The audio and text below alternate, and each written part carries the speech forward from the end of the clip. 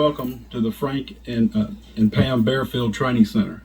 I'm Captain Keith Sescaleba, that's spelled Keithsescaleba, with the Hoover Police Department.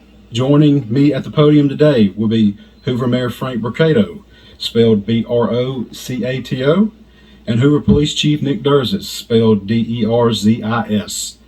You may also hear from Lieutenant Daniel Lowe, spelled Lowe, of the Hoover Police Investigations Division.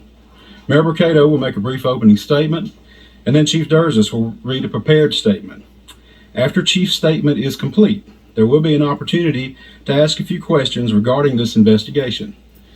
Keep in mind that this is still an ongoing investigation, so there may be some questions that we cannot answer. With that, I will turn it over to Mayor Brocato.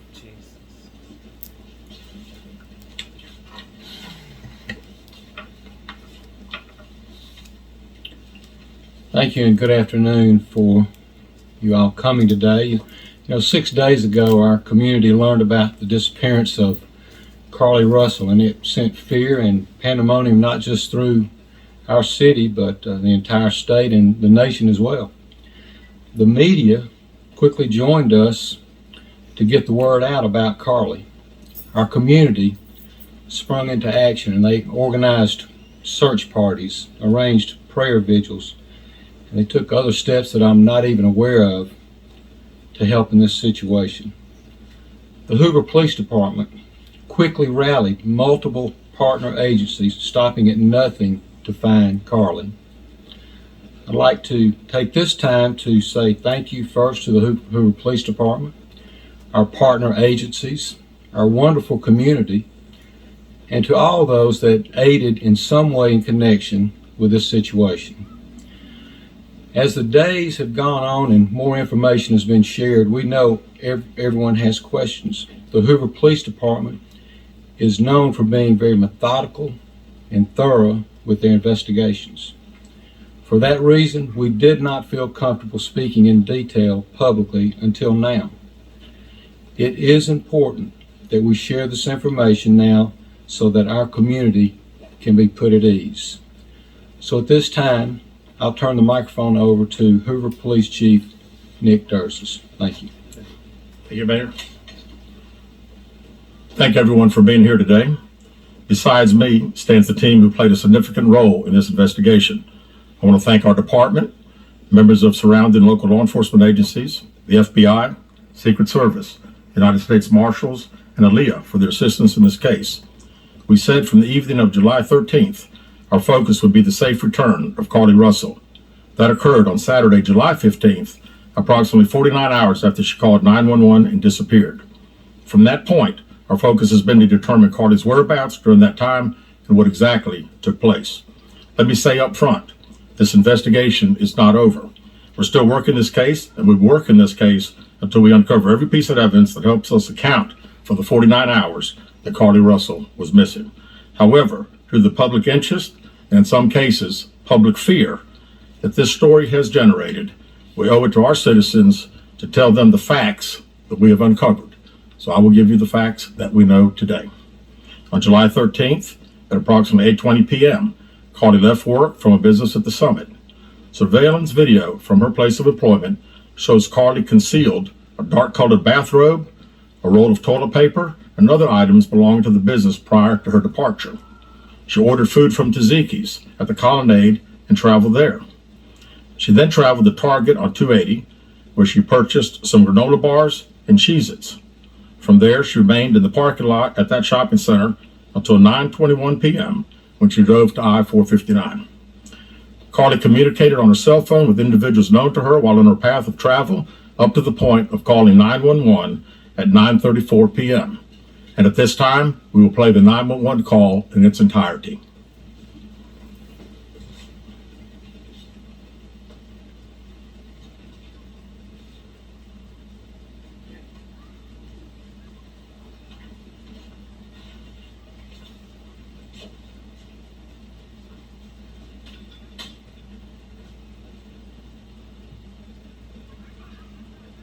Hi, I am on Interstate 459, and there is a pig walking by themselves. Hold on. Where on 49 are you?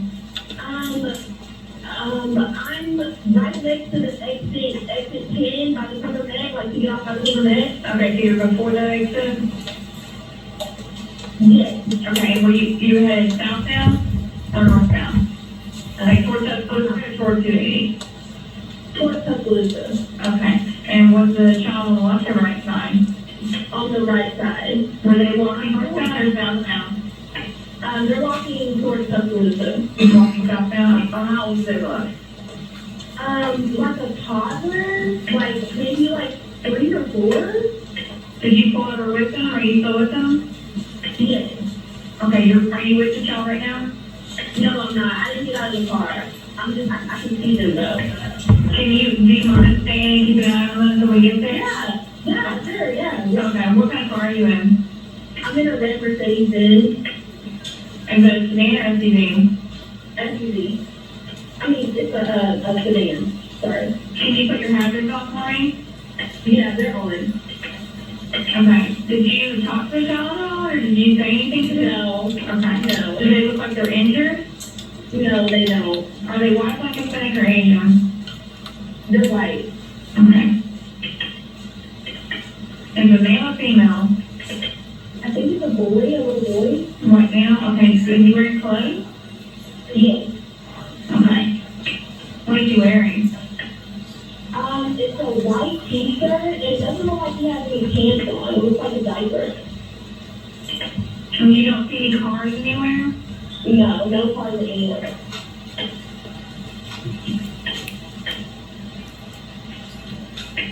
Okay. Alright, what's your name? My name is Carlee Russell. And you don't see any injuries on the shop from where you're at, correct? No, but I can't really see them that good. Okay, try to keep an eye on them for the best that you can, because I don't want you to lose track of them. Okay. Alright, and do they have shoes on? No. Shoes? Not that I can see. I can't really see that one.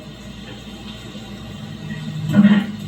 Alright, I've got them on the way, okay? Just try to keep an eye on them, but the officers are on the way, okay? Okay, thanks. Thank you. Okay, bye. Carlee called a relative after speaking with the 911 operator. She went missing during that conversation sometime after 9:36 p.m. Traffic camera footage was obtained which depicted this portion of the incident, and that footage was analyzed as part of the investigation in conjunction with the 911 call and cell phone data to accurately determine the time frame. Carlee's 911 call remains the only report of a child on the interstate, despite numerous vehicles passing through the area at that time. No one has called to report that a child is missing, and the Hoover Police Department did not locate any evidence of a small child walking down the interstate. Data from Carlee's phone, including her Life 360 app, shows that she traveled approximately 600 yards in her vehicle while she was on the phone with 911, stating that she was following a child. 600 yards. That is 6 football fields straight. 600 yards. The Hoover 911 Center received a second call from Carlee's mother stating that a relative was on the phone with her when they heard Carlee scream, and then they had an open phone line. Hoover police officers arrived on the scene within 5 minutes of being dispatched, and several other officers arrived shortly. They located Carlee's wig and cell phone in the grass near the vehicle. Her purse was located in the front seat of her vehicle with her Apple Watch in the purse. The food she ordered for Tzatziki's was also in the car. The items she purchased from Target, as well as the items taken from her place of employment, were not in the vehicle, nor were they located anywhere around the scene. Hoover police deployed all available assets from the point in the search for Carlee.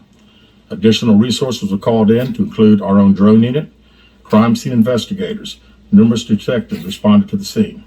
Throughout the day Friday, officers from surrounding local and federal agencies assisted Hoover police in the search for Carlee Russell. Officers returned to the scene on 459 to conduct a thorough line search for evidence. K-9 teams from the Jefferson County Sheriff's Department responded to check for any sign of Carlee, the child that she claimed to see, and anything else that could be considered evidence in this case. Those searches all turned up empty. Private citizens, including search parties organized by her family, friends, began looking everywhere that they could to find any trace.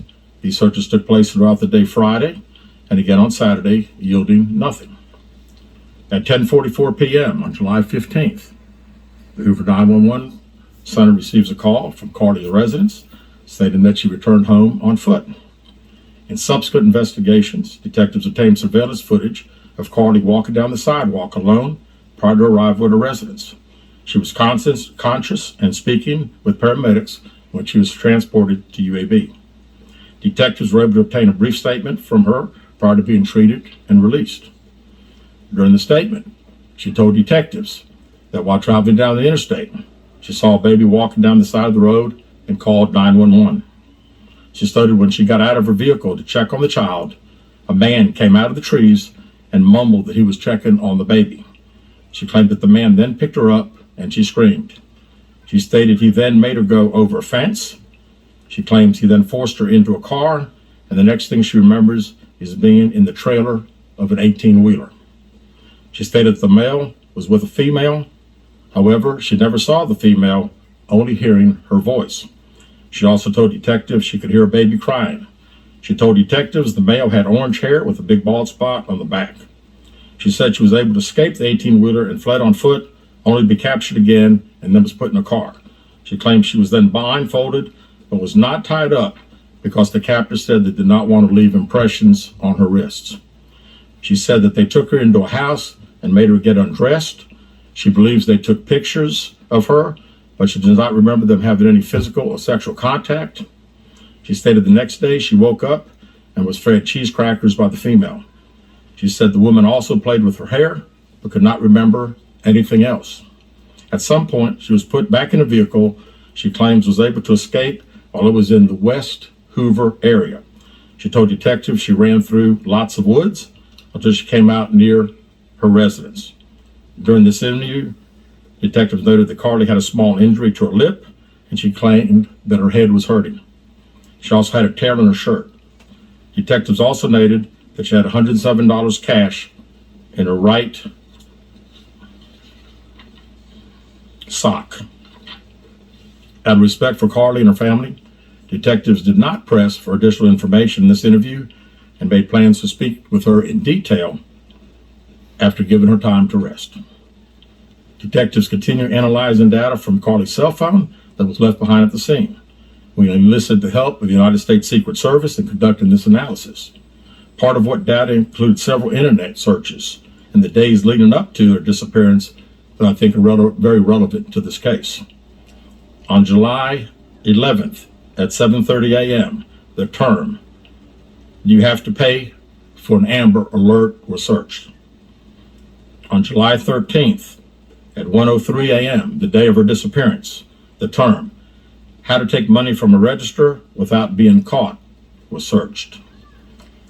On July 13th at 2:13 a.m., the day of her disappearance, the term Birmingham bus station was searched. On July 13th, 2:35 a.m., a search for a one-way bus ticket from Birmingham to Nashville was conducted with a departure date of July 13th. On July 13th at 12:10 p.m., a search for the movie Taken, a film about abduction, was conducted. There were two searches related to Amber Alerts on a computer at Carlee's place of employment, including one regarding the maximum age of an Amber Alert. There were other searches on Carlee's phone that appeared to shed some light on her mindset, but out of respect for her privacy, we will not be releasing the content of those searches at this time. We've asked to interview Carlee a second time, but have not been granted that request. As you can see, there are many questions left to be answered, but only Carlee can provide those answers. What we can say is that we've been unable to verify most of Carlee's initial statement made to investigators, and we have no reason to believe that there is a threat to the public safety related to this particular case. Thank you very much. With that, we'll open the floor for some questions. Please raise your hand and I will call on you. Carol. Chief, do you expect any charges against Carlee Russell in connection with the disappearance and in connection with what was taken from the Woodhouse law?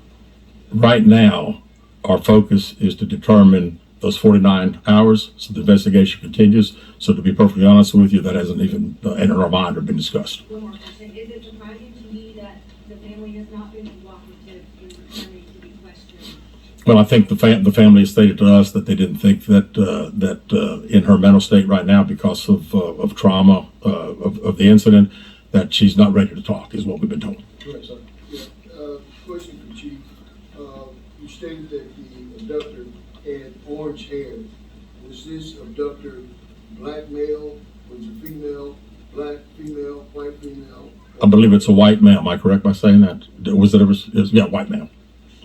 Is this alleged abductor yet on the loose in the Hoover area? Don't believe so.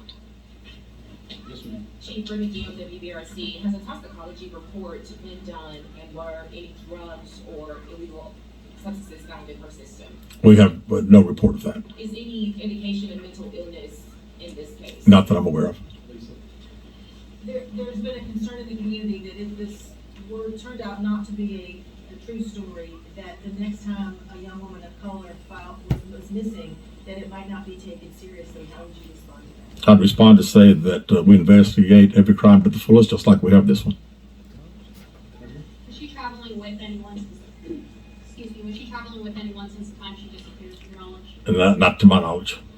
Chief, I know you said you were able to verify a lot of aspects of the story. Where do you think she went, and how would you characterize what happened to her? You know, that's the $100 question. You know, we pretty much know exactly what took place from the time she left work until she got on the 911 call, and we can see getting out of the car on the interstate from that footage.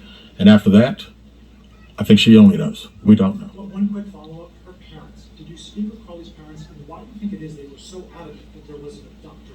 Yeah, I think parents are believing what their daughter's saying, and we've had a very good rapport with the parents, met with them on several occasions. I've talked to them today a few times, and to make them understand that we're under pressure from our community, not only in our community of the state, but nationally when the story hit.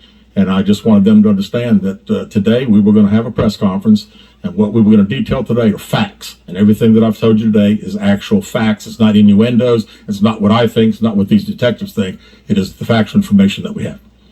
Chief, as your officer, WBRC, how much time do you think you'll give the family before granting out your Carlee? Well, I think our detectives have talked to the parents, and we're ready. We're ready to talk as soon as she's ready. So, you know, she called right now. We're ready. You had one word that describes what went on. What did that mean? How about unknown?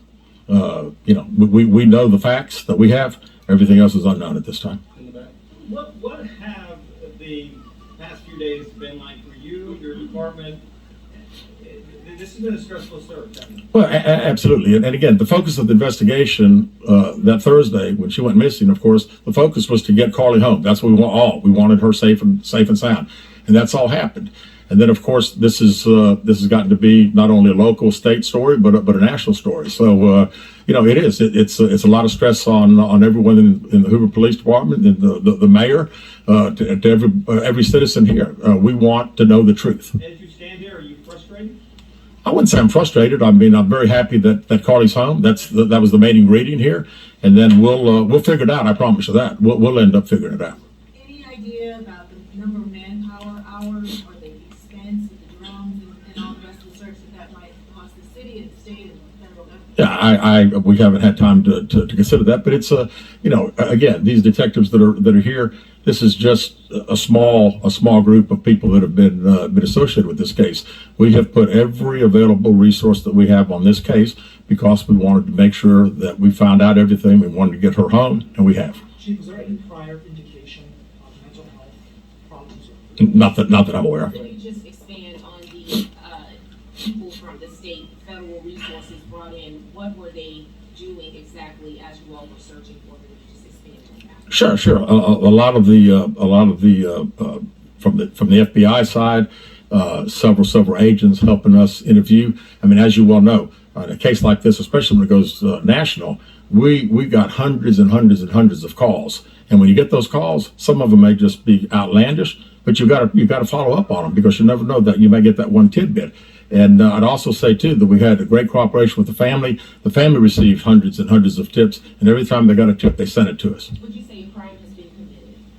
No, we have not determined that. No. Keith Mims, WAGG 610 Summit Media. Question for Chief. with all of the searches that you mentioned, Chief, that were on Carlee's phone, does that kind of give you an indication of her mind state during this ordeal, the 48 hours Yeah. that she went missing? Well, again, we want to talk in facts, and I do think it's highly unusual to the day that someone gets kidnapped, that several 7 hours, 8 hours before that they're searching the internet, Googling the movie Taken about an abduction. I find that very strange. Yes. Yeah. Do you feel confident, do your investigators feel confident that you know why Carlee Russell may have died? No, we do not know. Absolutely not. Chief, can you explain for us, you mentioned that while I believe you said that Carlee was on the phone with 911, she was traveling 6 football fields, which tells you what?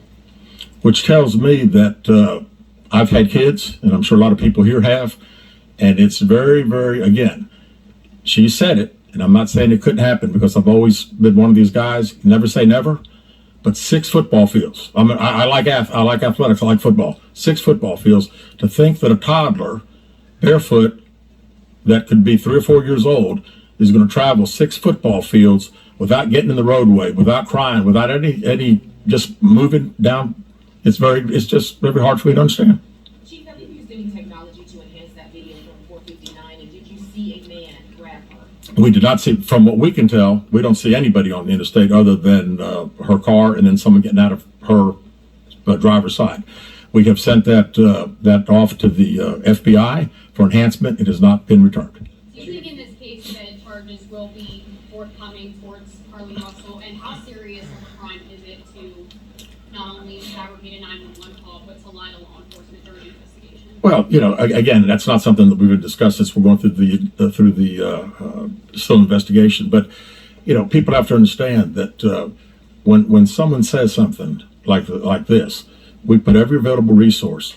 Everybody comes together from, like I say, state, local, federal. It's just a lot of work, and the gentleman earlier said frustrated. I mean, it is a little frustrating to think that all this has been done and we can't find anything out. Did anyone see her calling in from the side of the road when she made that 911 call? No, not to my knowledge. All right, last question here. Is this investigation held up until you can speak once again to Carlee Russell? Well, there's a few things that we're still doing, but obviously we want to talk to Carlee as soon as we can. And do an in-depth interview, and at that time, I think we'll have these investigators doing some other things. So That's all the questions we're going to answer today. We appreciate you guys coming, and we'll be following up with y'all later. Thank you.